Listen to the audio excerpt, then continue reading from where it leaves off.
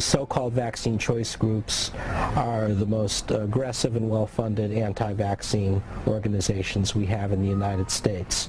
And their weapons are misinformation and human emotion. And unfortunately, they're very effective. I have received considerable funding for my work in developing vaccines and in advising companies how to develop vaccines. From the $182 million sale, do you believe that you received more or less than $1 million? I could have received more than $1 million. I don't have an exact figure. You stated earlier that your co-inventor on this patent was Paul Offit. Yes. Okay. Were you entitled to similar remuneration as he was? Yes. Okay. Are you aware that he has stated publicly how much he's received from that sale? I'm not aware that he has. Okay. If I told you he said that he received approximately $6 million, would that help you recall how much you received? Not really, but I believe whatever Paul has said, I'm sure is correct. Is $6 million a lot of money, in your opinion? Yes. This is your CV, correct, Dr. Plotkin? Yes. I see you have positions in industry listed, correct? Yes. You've also worked for Sanofi, correct? I have, yes. And you work for Merck? Yes. And Glaxo? Yes. And Pfizer? Yes. What is Dynavax Technologies?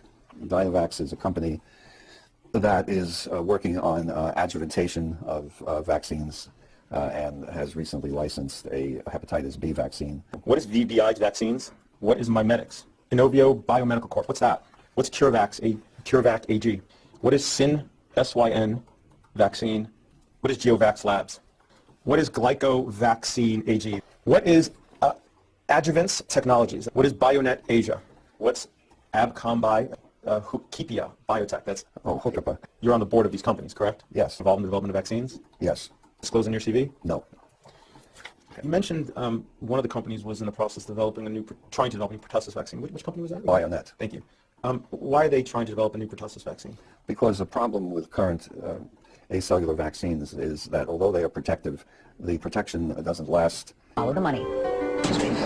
They're some of the most trusted voices in the defense of vaccine safety. The American Academy of Pediatrics, Every Child by Two, and pediatrician Dr. Paul Offit. But CBS News has found these three have something more in common. Polio number 2. Strong financial ties to the industry whose products they promote and defend. The vaccine industry gives millions to the Academy of Pediatrics for conferences, grants, medical education classes, even help pay to build their headquarters. The totals are kept secret. Every Child by Two, a group that promotes early immunization for all children, admits the group takes money from the vaccine industry too, but wouldn't tell us how much. Then there's Dr. Paul Offit, perhaps the most widely quoted defender of vaccine safety. He's gone so far as to say babies can theoretically tolerate, quote, 10,000 vaccines at once. Dr. Offit holds a $1.5 million research chair at Children's Hospital funded by Merck. He holds the patent on an anti-diarrhea vaccine he developed with Merck, Rototec, and future royalties for the vaccine were just sold for $182 million cash. As one member of Congress put it, money from the pharmaceutical industry can shape the practices of those who hold themselves out to be independent. Drug companies spend about $5 billion a year on advertising with these corporate media outlets.